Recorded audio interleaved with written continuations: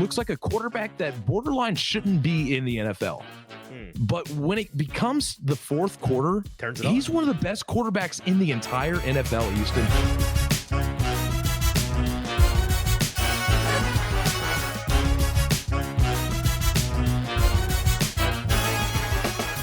Welcome into a very special Halloween edition of the Hot Read podcast for Wednesday, November the 1st. I'm your host, Easton Freeze, Director of Published Content here at BroadwaySportsMedia.com. We're also brought to you by the 440 Podcast Network. You can follow me on social media at Easton Freeze. I am not yet joined by producer JT, who will be joining us later in the episode, but I am joined by a friend of the show, Junnie Riddle, a.k.a. Mr. Incredible, today of 102.5 The Game here in Nashville. Junnie, thank you for joining me on our live recording on this Halloween afternoon. How are you? Doing great, Easton, man. How are you? Appreciate you letting me come on to talk some ball. We got a big game coming up for the Tennessee Titans, so I'm excited to dive right into it. Very big game, very exciting game. I've had a couple of different buddies who are Titans fans text me this week and say, I have not been this excited for a Titans game in a good long while. And it's crazy how much one game can change. It is crazy how much a fresh quarterback in the rotation, a promising quarterback in the fold, can mean for fans and their excitement level. And we're going to talk all about a team, the Pittsburgh Steelers, that you know a lot about. And that's why we had you on today. You are an expert when it comes to the Yinzers. And so we needed some of that insight on today's show. Of course, I am dressed as a giraffe today. I'm not just dressed as any giraffe. I don't know. Are you familiar with the age-old viral video? The folks that are taking a picture on a ski slope, and then a guy wearing a giraffe onesie comes flying by them and just screams, "I'm a giraffe!" Are you familiar with this video? I've not seen that It's clip. an old school video. It was very popular on Vine, was very popular on the internet. I'm going to, JT in post, can we please, let's insert that video right here for the people. You guys say Colorado. Thank you very much. If you don't know what I'm talking about, just YouTube I'm a giraffe, and you'll find a 5-second video clip of one of my favorite internet viral videos of all time. Okay. Now that we've gotten that out of the way, a couple of things. If you're watching with us live today, appreciate you being here on this Halloween afternoon. Do us a favor, hit that retweet button, hit that like button, whatever you can do. Send the link to a buddy. We need to get as many eyeballs on this video live as humanly possible. And if you're watching on Facebook or on Twitter, make sure to head on over to Broadway Sports Media's YouTube page. That's Broadway Sports Media on YouTube. You can join the conversation like Carlos and Wyatt already have in the comment section over there. That is where you can be a part of the conversation today. Any questions, comments, queries you might have about this Titans team, about this big Thursday night football matchup, we'd love to hear from you. One last housekeeping note. We've got to thank our wonderful and amazing sponsors here at the Hot Read Podcast, BoomBozz Craft Pizza and Taphouse. We will be live there this Thursday evening before the Titans take on the Steelers on Thursday Night Football, as we always are, but it's a very, very special edition of our Thursday live show at BoomBozz in Spring Hill, because of course the Titans are one of the teams playing. We'll be recapping at 5:30, as we always do, previewing at 5:30, all of the things you need to know about this game, and then we'll have a big watch party with anybody that chooses to come out and watch the Titans with us. If you're in the Nashville area, it's just a quick 20-25 minute trip down the interstate, very easy drive to come to BoomBozz Craft Pizza and Taphouse in Spring Hill. We'd love for you to come hang out, get some free gift cards, get some free Titans Oilers merch. Just show up and you're going to have a very good chance of not only having a great time. In fact, I guarantee you'll have a great time, but a very good chance at some free stuff in the process. So thank you to BoomBozz for sponsoring the show. All right. We've gotten all the housekeeping out of the way. I have one non-Steelers topic that I want to run by you, Junnie. And I want to get your thoughts on. It's one that I teased on the Sunday show. It was frankly what I had teed up before the Titans played on Sunday for a big portion of our reaction show. And then, of course, Will Levis going scorched earth just tanked any plans that we had to reorganize the show and talk about what was the news of the day, and Will Levis having a fantastic debut. So this got bumped to today, but it's an important one nonetheless, and it's a timely one because this is something we heard talked about a lot last week as the Titans were coming up on that Atlanta game. They were 2-4, pretty directionless. Of course, Ryan Tannehill hurt. A lot of buzz about this team being sellers at the deadline. Where is Derrick Henry going to be? Where is DeAndre Hopkins going to be? Are they going to move some of these defensive pieces? A lot can change from one game. And of course, the trade deadline as of recording We are now we are 75 minutes past that deadline. The Titans did not make any further moves beyond trading away Kevin Byard early last week. And this made me think, it made me think before the trade deadline. And now, certainly now that they've not made any moves, it makes me think it even more. Junnie, think back with me to the spring when Rand Carthon is getting ready to embark upon his first NFL draft as the man in charge. And we've got all of the news, all of the rumors, all of the leaks coming out about what this Titans team may do. It was a lot of, are they going to move up into the top 5 picks and try to go after a CJ Stroud? Do they have their eyes on Anthony Richardson, perhaps, and maybe they trade up for him? Maybe the Titans trade back and go after a guy that they've shown some interest in like Zay Flowers, for example. Maybe they bolster their wide receivers. Maybe they trade up for a Paris Johnson Jr. to get a left tackle of the future. There were a lot of rumors flying about what this team would and wouldn't do. Do they have their eyes on Will Levis? And then, of course, day 2, a lot of rumors the Titans want to move up for Will Levis, and then they do. There was a lot of news, and a lot of it didn't come to fruition. And so back then, my takeaway from that circus was, okay, Rand Carthon runs a pretty different ship in terms of leaks, in terms of information, than what John Robinson did. With John Robinson, it was very much a nothing gets out style operation, right? It was keep everything in-house. We don't want anything getting to the media unless we specifically want it to be in their hands. With Rand Carthon in the spring, I learned, and I feel like many of us learned, that his approach was kind of the opposite. It was leak everything, truths, lies, and everything in between. Just hit them with an offensive attack of information where there's contradiction from different reporters, different outlets have different things. And did this come from Vrabel? Did this one come from Rand Carthon? Like, who's in charge here? What are the Titans actually wanting to do? We saw that at this trade deadline, right? It's Henry might be moved. They've been given a very nice offer. Actually, the Titans want a third and nobody's offered them a day 2 pick. Well, maybe DeAndre Hopkins goes to a team like the Chiefs who's wanting to contend. Maybe the Bills look after DeAndre Hopkins. Denico Autry could be, I could go on and on forever. So many rumors. And at the end of the day, they moved Kevin Byard, a guy who they kind of laid the groundwork to move in the summer, and they don't make any additional moves. The question is this: do you feel like I'm right to say we'd forgotten from the spring the way that Rand Carthon operates, and this is how we should assume he's going to work with the media going forward?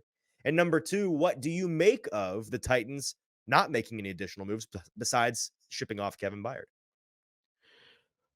Well, I think from what we have seen from this Titans organization, especially since, to your point, to the beginning of the draft, that things are going to get out and things are going to get released to the media. And I think that that's just going to be part of the norms that Titans fans are going to have to deal with. Now, for me personally, is it just Rand Carthon going to, his media outlet, or is it a combativeness between Vrabel going to his outlet, saying one thing, and then Carthon going to another?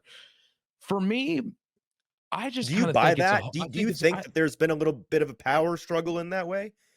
No, because personally, I think Vrabel has the last say before it goes to Amy. That's how I have a view on it. He won the battle struggle. It's always coach and GM. Who's going to last longer? He lasted longer than John Robinson.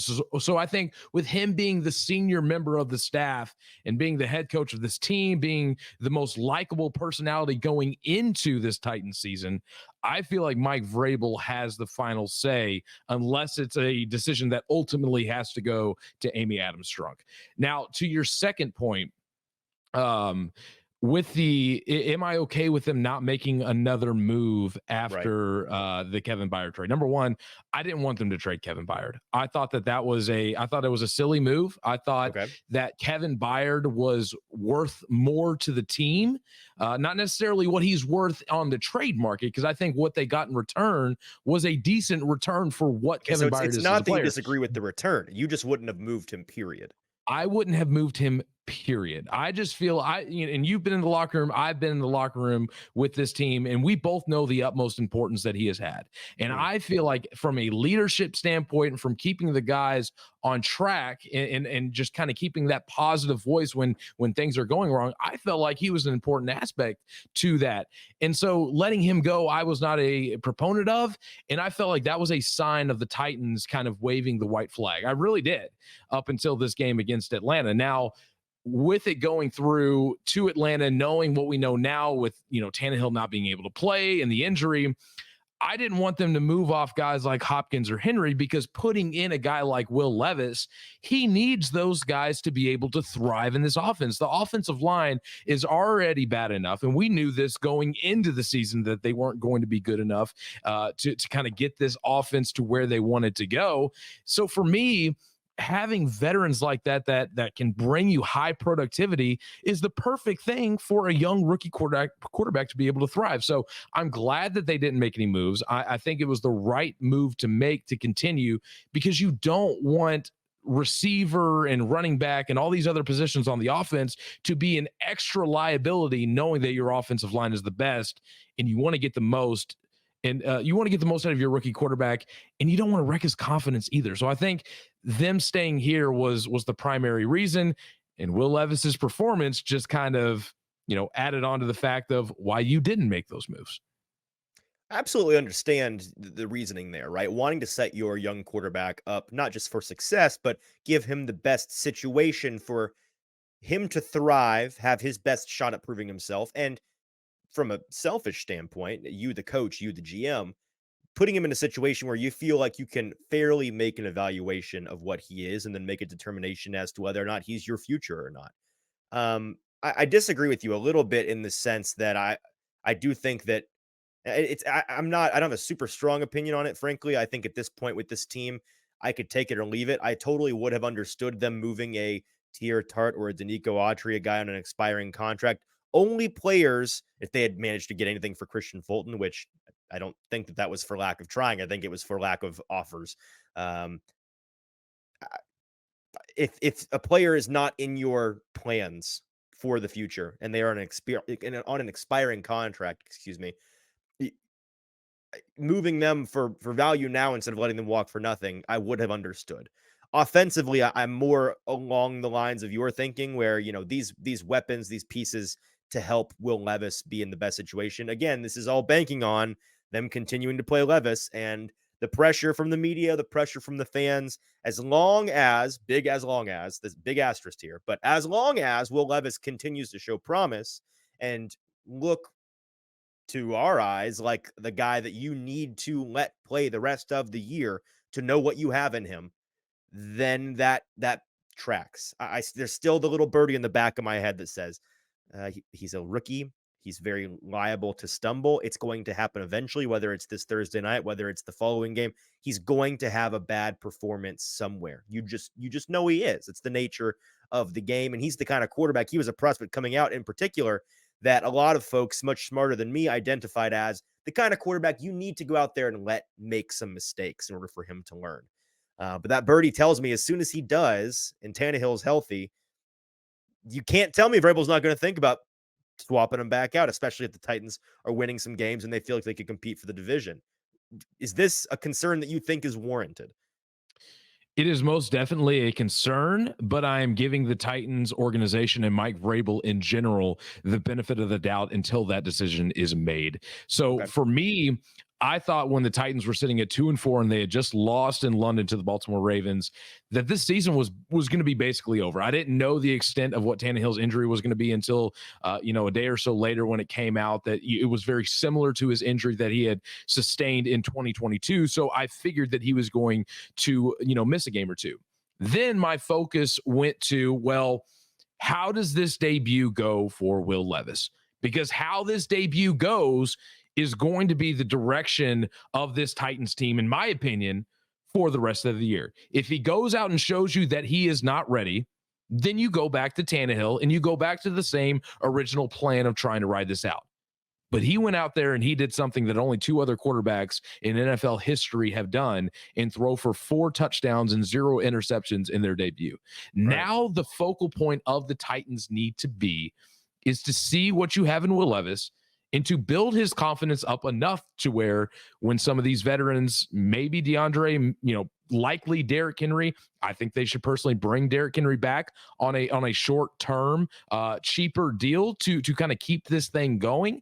But for me personally, Easton, I think when you saw that performance, the Titans' focal point went from, well, are we going to, ship everybody out? Or are we going to try and make a comeback like we did in 2019 when we started the year 2-4? I think the focal point switched from, it doesn't matter where this team goes as long as we see the development and the progression of the young quarterback that just absolutely blew the minds of Titans Nation at Nissan Stadium this past Sunday. I think that needs to be the focal point of this season. Wins and losses to me do not matter. The future is here, and it is here now. We're not asking Will Levis to take you to the playoffs. We're not asking Will Levis to take you to the Super Bowl. What we are asking for is for him to go through the ebbs and flows and to figure, his way through this and to try and get him going into the next season as the full-time starter with the utmost confidence.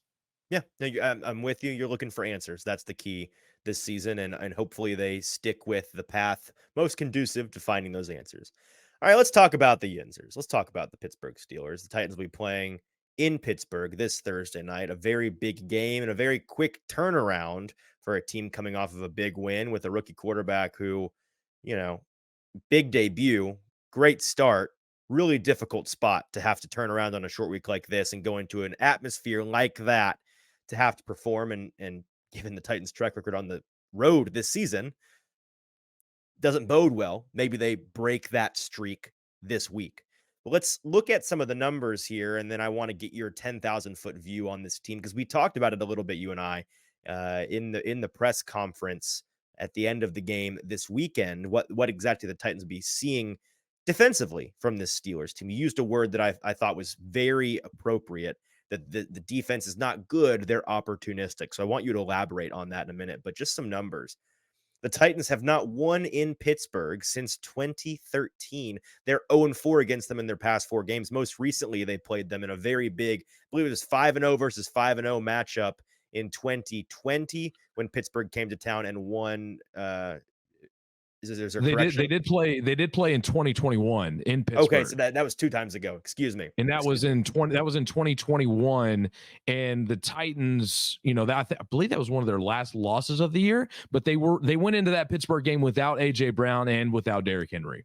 Okay, yeah, you're jogging my memory now. That's when they were all hurt. Absolutely. So yeah, they've played them a couple times in the recent past. They've not come up with a victory in those past 4 games. They're 3-8 against the Steelers since 2003. 1-5 in Pittsburgh since 2003. So a tough environment and a lopsided rivalry here, a lopsided series. Tell me about this Pittsburgh defense, which is the focus of, Will Levis will be going up against these guys, a different group than what he saw in Atlanta. In some cases, I would say a better group, especially in terms of pass rush and the guys that he's got to worry about when he drops back to pass. But as you pointed out to me on Sunday, this defense is not as strong as you might think based on the players on the roster. No, and when I use opportunistic, again, it is the perfect term for this team. I mean, they're 27th against the run, allowing 137.1 yards per game. They're 24th in pass defense, and they were honestly a lot worse than that before they started playing their rookie corner, Joey Porter Jr., who has come in and he's played pretty well, but they're still 24th really in the league. Man. Yeah. Yes, he has looked very good. The passer rating when he's getting thrown to up until this past week was a whopping 0.0. So he's been getting targeted a lot and been really good. So 245 yards passing allowed per game. And so when you kind of culminate that, they're around the 28th best defense in the league. So, they're not looking really good. But here's where they get teams is that they have a +7 turnover differential, and that's where they get you. Like when you look at this game that they had against the Jags, the Jags had multiple opportunities to put up some points, some of which were right there in the red zone. They turned the ball over 3 times in their own territory that the Steelers capitalized and kept them from scoring points. So that is what this team has been doing all year long to get wins. Without some of their opportunistic turnovers, I really see them being more of a one-win team. I mean, the only game that they have won without an opportunistic turnover was in week 3 against the Raiders. And so that's really been the key as to why this defense has been somewhat sustainable this year. Yeah, it feels like every single game you watch of the Steelers this season and in the past couple of seasons, it's, oh, would you look at that? The defense scored a touchdown somehow, whether it was a fumble recovery or a pick six, or, I mean, to be frank, the Steelers have relied in a couple of games on their defense scoring for them because Lord knows the offense wasn't capable of doing it. This Matt Canada offense has been a topic of much discussion this year because, well, they're chanting "Fire Matt Canada" from the stands every week in Pittsburgh, and this offense is notorious for, unless they've broken it in the past couple weeks and I've lost track. I don't think Matt Canada, as an offensive coordinator, has ever had an offense put up more than 400 yards in a single game. Is this still accurate? No, so I believe it has been 54 games straight that he has not put up a 400-yard game, and that has been his entire tenure since he was hired in 2021. So yeah, no, the offense has been terrible. But to be honest with you, and I got to be frank about this, Matt Canada bears all the blames, but this has been more of what Mike Tomlin, the head coach, likes to call the popcorn effect. It has to do with Kenny Pickett. Sometimes he's missing passes and just missing reads and overthrowing people and not being the most accurate quarterback. Sometimes it's the running game, the Najee Harris and Jalen Warren not hitting the proper holes and missing opportunities and not getting going in the running game. Other times it's the receivers being lazy, not following through with their routes and dropping balls, or the offensive line just letting out free rushers and not having the proper scheme for the front that they're seeing.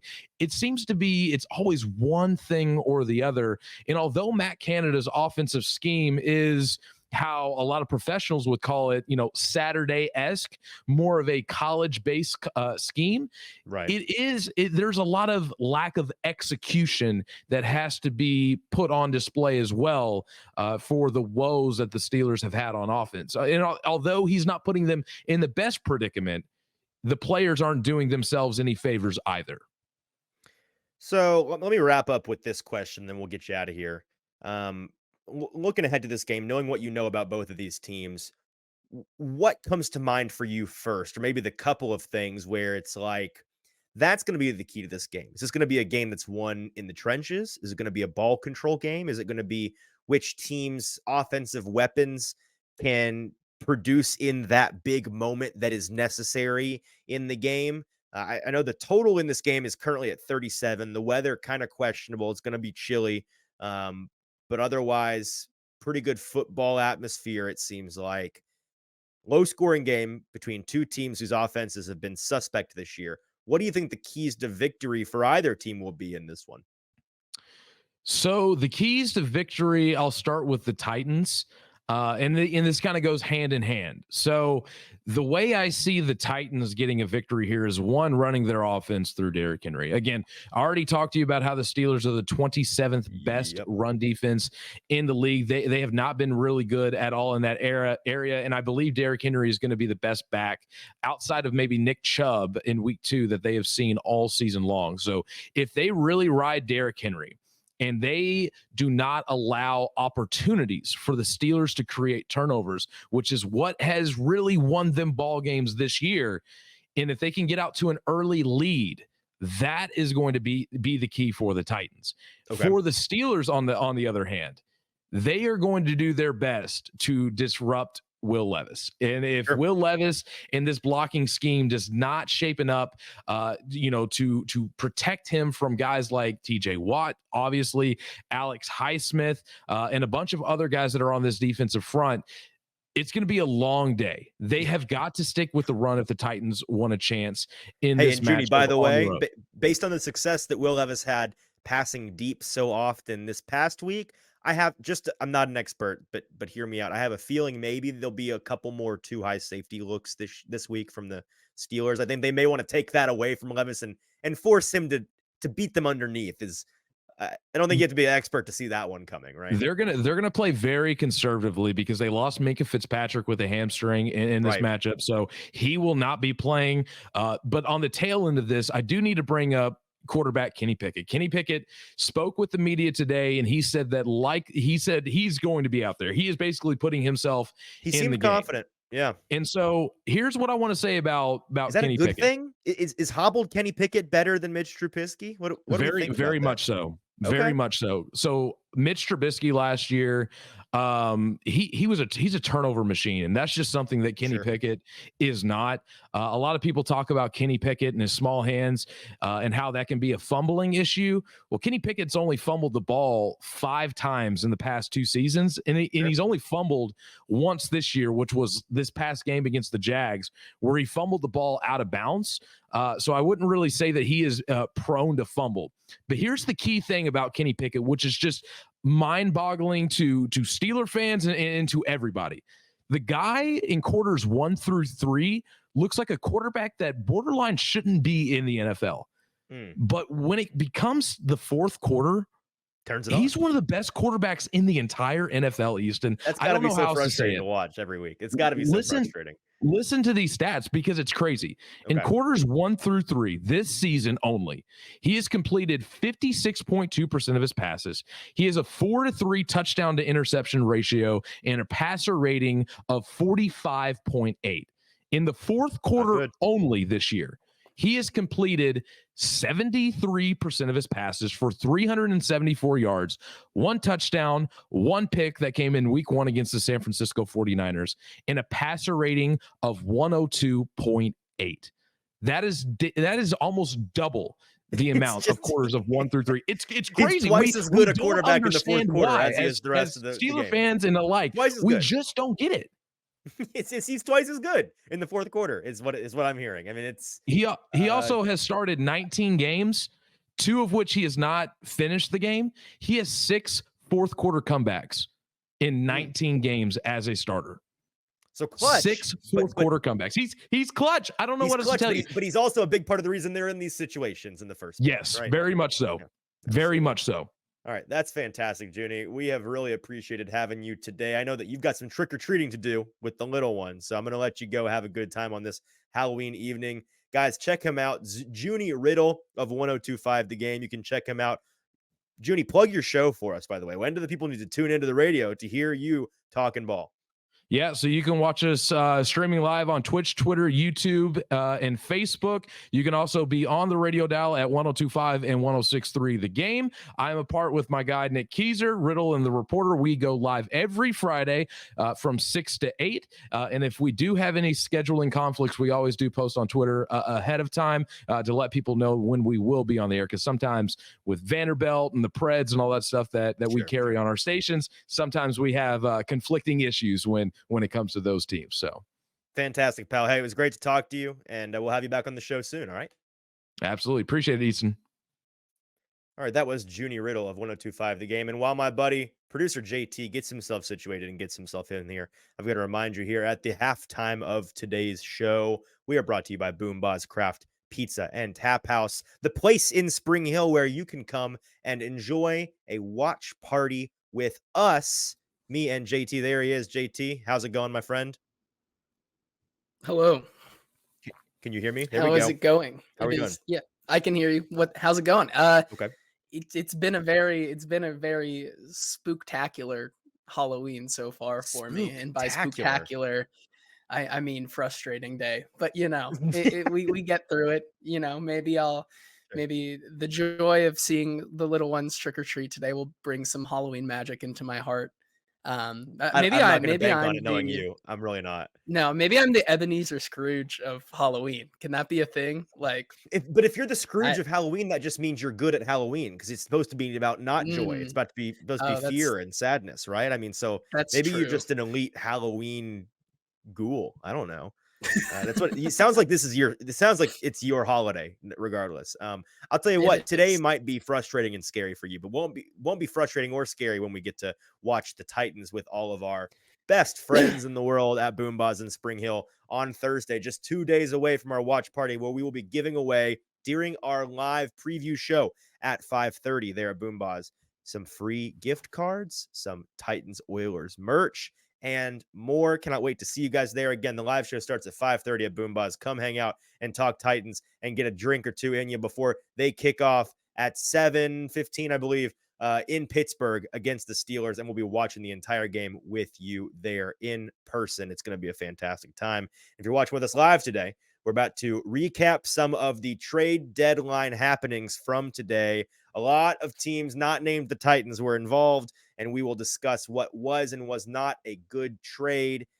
But before we do, if you're watching with us live, going over to Broadway Sports Media's YouTube page, hit subscribe, by the way. We know lots and lots of y'all aren't subscribed to the YouTube channel, and it costs you nothing to be. It just costs a single click of your mouse on that subscribe button. Hit the bell, too, while you're at it to get notifications when we have shows and clips from the show up on YouTube, so you can check out all of our content all the time here at Broadway Sports Media and here at the Hot Read Podcast. Appreciate those of you that are with us live. And if you have thoughts on today's trade deadline, jump into the comment section. We would love to hear your thoughts. All right, JT, you have, as always, your news with producer JT segment prepared. Today, a very special trade deadline episode of said news segment. So without further ado, let's get into the news with producer JT.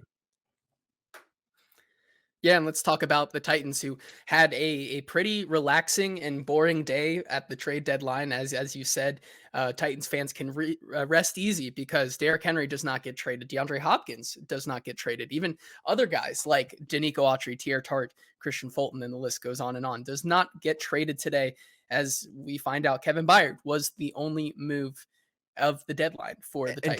Can I just say, while we're on this, before we move on to their teams, I mean, we did say on this show, on the day of, actually the day after the Kevin Byard trading, we said, we're not convinced that this trade was indicative of the Titans being all in on being sellers of the deadline, being all in on the rebuild, on the tear down, on the ship off your expiring contracts for pennies train.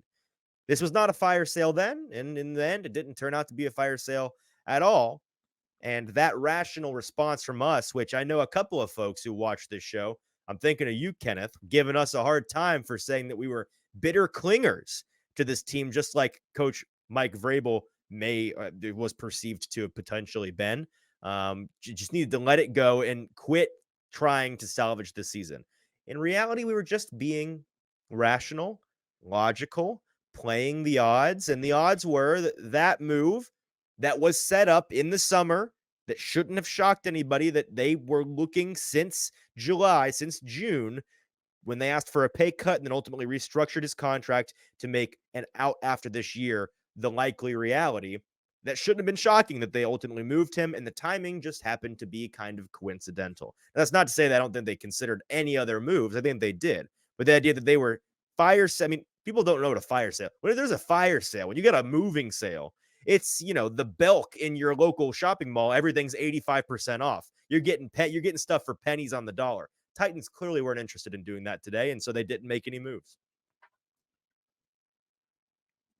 Yeah, and we can move on now to some moves that the Titans did make today, which is the only transactions they made today. They officially signed the Titans linebacker Chance Campbell, and day. They made some big time moves.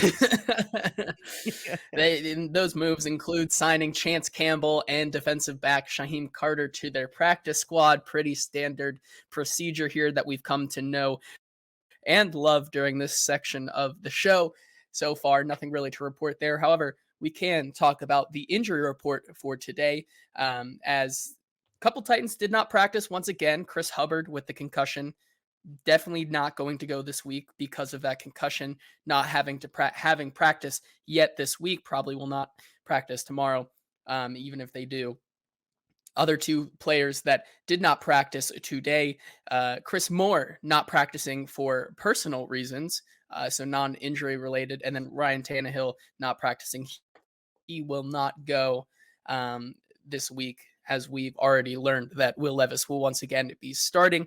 On the other side of the ball, Minkah Fitzpatrick is the big one for the Steelers, as he has not practiced yet this week, will not go in all likelihood this week, dealing with a hamstring injury. However, that's not the only news for the Steelers, as they look to get defensive lineman Cam Hayward back from a groin injury that sidelined him on IR this season. He is now upgraded to a full participation today.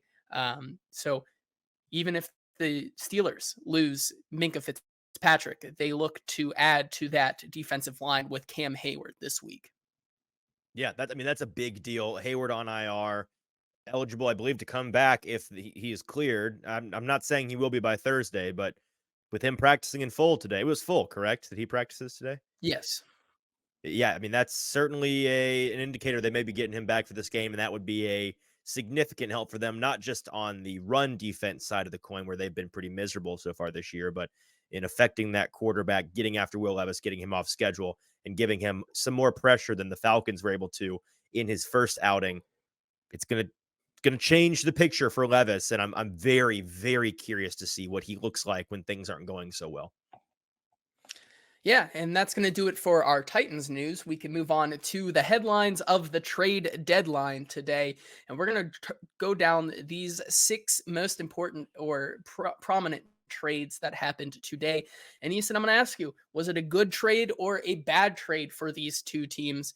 And we'll start with the Washington Commanders, who talk about a fire sale. If there was one team, it is the Washington Commanders. They each offload 2 cornerstone defensive line pieces, starting with the Chicago Bears being buyers, even though they are actively trying to tank this season. Sure, why Washington, not? I mean, yeah. Washington trades defensive lineman Montez Sweat to the Chicago Bears for a 2nd round pick, the 30, which if the season ended right now today, it would be the 35th overall pick. Your thoughts on this deal? I think it's a good trade for Washington. They clearly, and we're about to talk another big move up front on defense that they made here in a second, but they decided to be sellers at the deadline. It sounds like the ownership group had a pretty strong hand in turning this team's ship towards the future and not focusing on trying to salvage anything right now. Montez Sweat for a top 40 pick on an expiring contract, a guy who's been very available and very effective. I think it's a good deal for Washington to move him and get that top 40 pick in return. Now, for Chicago to have given up a top 40 pick for Montez Sweat, like you mentioned, when they're rebuilding, I don't know what I've been trying to find the angle from which you can say this was a good trade. I think it was a terrible trade. This is a guy that was going to be a free agent, and the Chicago Bears, had a lot of money to spend this upcoming offseason. He's the kind of guy you could have brought in and paid an extension to without having to give up a top 40 pick. Now, they're not strapped for picks, so I mean, it's not like they are, 1 first, 1 second, 1 third. I forget the exact numbers, but this is a drop in the bucket in terms of their draft capital this year. They're in good shape, but in a vacuum, it's an overpay, and even worse than an overpay, in my opinion. Again, it's overpay because you have to now extend this player. It's just bad process and a lack of recognition, of where this team is in their team building cycle. Yeah, I mean, I agree with you there. This, as I tweeted out this morning, it's a very Brody Van Wagenen 2019 Mets idea of how to That's a niche kind of take. build your I like team, it. Niche take. including being buyers while you are you're trying to buy players like they did with Marcus Stroman, even though you actively sucked. So it didn't work out well for the Mets, and nothing usually does. So maybe it'll work out for the Chicago Bears. Question mark. I have a hard time seeing Montez Sweat wanting to stay around after this year, but who knows? Maybe they. He's a very good player, and he's going to be nice for that team, and he's going to make a lot of money. But I just the timing, the process, I don't like it. Yeah. Yes, we can move on to the other Washington Commander that was dealt today, and that was Chase Young, who gets dealt to San Francisco for a 3rd round pick. Veto. Which will be Roger, you got to do it for us, buddy. Veto this trade. That is one of their compensation picks that they get for losing Mike McGlinchey, and they also have one that they will get this season for losing both D'Amico Ryan and Rand Carthon in the offseason. So they will be receiving one of those two. Yeah. For Chicago to 10 seconds later have seen San Francisco move for Chase Young for a conditional third-round pick that's going to be like in the 80s, 90s if the season ended today, when they just sent a top 40 pick for Montez Sweat, that has to hurt. That has to sting a little bit, right? Like one thing you can see and I joke about vetoing because this feels unfair. The one thing you can see here clearly is that if the best that the Washington Commanders could get for Young was that conditional third-round pick from San Francisco, it may be a top 90 pick. Like, teams around the league are concerned about this guy's availability. Teams around the league are concerned about this guy's health status right now. But San Francisco has the luxury of being the highest bidder here because not only do they have the space for him money-wise and the pick that they're willing to give up, and they're just third-round pick rich because of how much compensatory pick action they've got in the past couple of years. They really only need him to help win a Super Bowl this year. Like, this is an all-in kind of move. And as you mentioned, if he leaves in free agency after this year when his rookie contract is up, they could then recoup that third-round pick in the form of another compensatory pick in 2025. So it's a savvy move. It's a very savvy move by the 49ers front office, who is a savvy group. And it is, I don't necessarily want to say it's a bad trade for Washington because you get what you can get from him. It's an expiring contract player who's been unavailable a lot. To get a day 2 pick, you take it. But for San Fran, I mean, that's the kind of move where we could be looking up in late January this year. And would you look at that? Chase Young had 2 sacks, and it was a key part of their victory over the Eagles to win the NFC Championship game. Like, that's the kind of move that this is, and it should bother the rest of the league. We can move on now to maybe an even bigger trade. My biggest trade of the day, the Minnesota Vikings acquiring Joshua Dobbs from the Arizona Cardinals. For a 6th-round pick. Minnesota gets Joshua Dobbs and a 7th-round pick for the Arizona Cardinals to upgrade to a 6th-round pick. Joshua Dobbs looks to be the guy, not at least this week, as they announced Jaren Hall will be starting this week. They did say that? Oh, the Vikings. Gross. Yes. But Joshua Dobbs will look to be the starter after this week and maybe get this Vikings team to a playoff berth. I do not know. Listen, our buddies at the Ringer Fantasy Football Show, Danny Kelly in particular, loves to push this bit about Josh Dobbs where he's in Quantum Leap, which is like one of those B-rate weekly episodic series on like NBC or CBS or something, where the guy he jumps through time into other people's bodies and just assumes their life. Like, that's what Josh Dobbs is. He's like, he jumps into Tennessee and immediately assumes the starting position. Then he quantum leaps into Arizona. Now he's quantum leaping up to Minnesota. I guess my brother Caden texted me today. He goes, why do teams, one, want this guy so bad when they're in desperate need of a quarterback?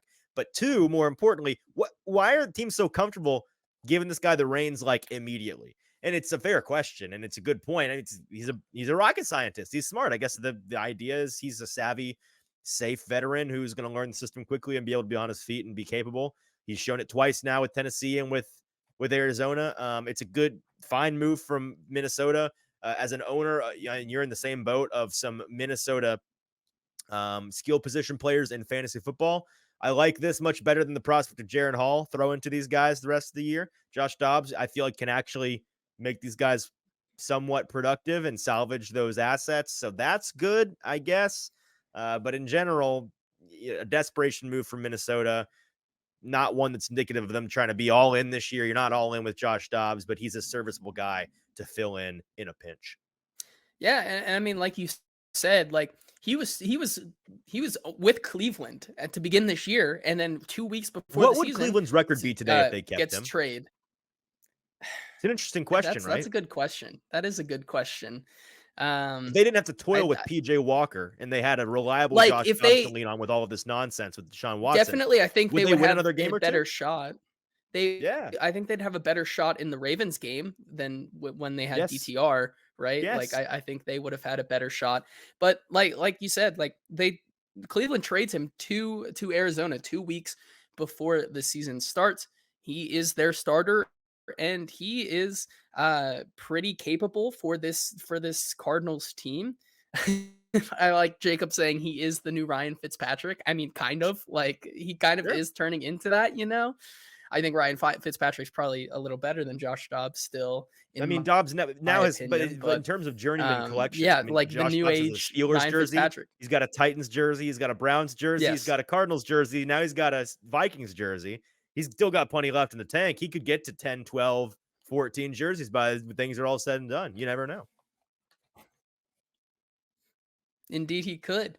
We can move on now to a trade that impacts the AFC South here with Jacksonville acquiring left guard Ezra Cleveland from Minnesota for a 6th-round pick, and they also send a guard back to Minnesota. So Jacksonville getting some much-needed offensive line help for Trevor Lawrence and this offense. Your thoughts on this trade and how much it moves the needle for the current leaders of the AFC South? I'm sorry, but I'm going to let the intrusive thoughts win real quick. The first thought I had is on the both of the last two trades you mentioned. Whenever you say the word Minnesota, because I'm so chronically online, all I can hear is the Joe Biden clip where he goes, Minnesota. That's what I hear every time. So yeah, Minnesota buyers and sellers today. Moving Ezra Cleveland is indicative, I think, further of them like looking to the future some. For the Jags, I'm not going to sit here and lie to you and say I'm a big Ezra Cleveland expert. I know he's a young guard who's shown a lot of promise. I don't know yet whether or not he's going to be slipping in as a starter or going to be really, really nice depth. I'm looking online at folks who are on the Jags and Minnesota side of things here and whose job it is to actually dive deep on these things. I'm getting some mixed signals as to whether or not he's going to be a spot starter or whether or not he's going to be really nice depth for them. But either way, protecting Trevor Lawrence and bolstering your offensive line depth when you are 6-2 and looking to win the division and go into the playoffs strong, it's a very good idea. So I think it's a good move for both teams, but certainly for Jacksonville, that's the right idea. We can move on now to another one here where Cleveland gets in on some of the action today, sending Donovan Peoples-Jones to the Motor City Kitties for DPJ. a 2025 6th-round pick. So not even this year's draft, next year. Basically, Tough, Detroit getting Donovan Peoples-Jones for free. Your thoughts on this acquisition for the Lions? Yeah, man, I think that the Lions won this trade walking away. I think that Cleveland got fleeced. Maybe I'm crazy. I think Donovan Peoples-Jones is a good receiver. I think he's a very serviceable 3 or 4 in your system. I think he's very much a Nick Westbrook-Ikine in the right situation. He's going to ball and he's going to eat and it's going to be sneaky. Like maybe we should cover that guy because he's kind of tearing us apart today.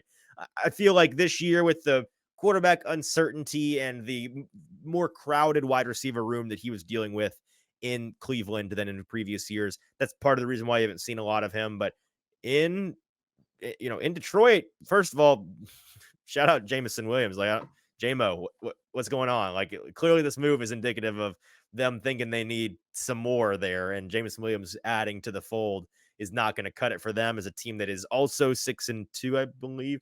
They're second place in the NFC right now, and they're looking to make a playoff run and some depth at wide receiver for Jared Goff. Not a bad idea.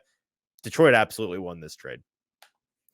Finally, the last trade we're going to talk about here between Buffalo and Green Bay as Buffalo acquires secondary defensive back Rasul Douglas and a 5th-round pick, and they send a 3rd-round pick to Green Bay. So Buffalo, who has lost a lot of important starters, getting some secondary help here. Your thoughts on the acquisition for the playoff hopeful Buffalo Bills?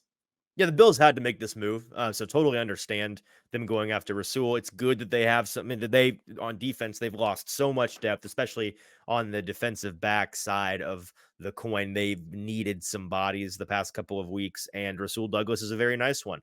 I think that a Rasul Douglas and a 5th for a 3rd swap is a fair value. I think it's good for both teams. I think if anything, you could argue that Buffalo kind of got away with one if Rasul plays up to the level that you could reasonably expect him to play, and if he fits in really well really quickly, if he's a scheme fit there, which it sounds like he is, he could be, if we see Buffalo make a run here at the end of the year, he could be another player where that's a big part of it. They need Rasul out there. He's helping lock down that secondary. Without him, they're in some trouble. And in the past couple of weeks, that's been the case. Without him or anybody else, they've been in some real trouble. So good trade for Buffalo, a necessary trade for Buffalo. And that's going to do it for our trade deadline headline wrap up. All right, that is producer JT with the trade deadline headline wrap up news, Titans news, all of the words, all of the titles. Appreciate everybody that tuned in with us live today. This is the last time I have to tell you guys without actually being there and doing the thing. You got 2 days, a little less than 2 days, to figure out your affairs, get your affairs in order, get your plans set to come and join us at BoomBozz Craft Pizza and Taphouse in Spring Hill. Again, if you're in the Nashville area, depending on where you are, it's like a 20-30 minute drive down the interstate. Very easy to come down straight off the interstate, straight off of 65. It is fantastic. You get some fantastic prices for some fantastic food and beers on tap. It's going to be a great time. Of course, no better time to come and watch these Titans play on Thursday Night Football than with Billy Jeans making his second debut performance, or excuse me, his second performance after his debut this past weekend. Will he live up to the hype? Will he repeat? Will he come back down to earth? Come and watch live with us to find out. We would love to give you some free Titans Oilers merch, some gift cards so you can eat free on us. It's going to be a good time. All you got to do is come at 5:30 on Thursday, November 2nd, this upcoming Thursday, before the Titans take on the Steelers on Thursday Night Football. Come hang for the pregame show and then stick around to watch the game at the bar on one of the many very large screen TVs where you can watch and listen to what should be a very good game. All right, make sure you're subscribed over at Broadway Sports Media's YouTube page. Please, we keep begging it. We keep pushing it because we want to get that sub count up. A lot of you aren't subscribed. Please subscribe. It helps us. It costs nothing. And then follow us on social media at Hot Read Pod on Twitter, TikTok, and Instagram. It's where you get show clips, show content, show updates, show announcements, all of the things you need for the show. Follow us at Hot Read Pod on all of those socials. For producer JT, I'm your host, Easton Freeze. Check out the podcast wherever you get your podcasts. This has been the Hot Read Podcast, and we will talk to you live from BoomBozz Craft Pizza and Taphouse on Thursday.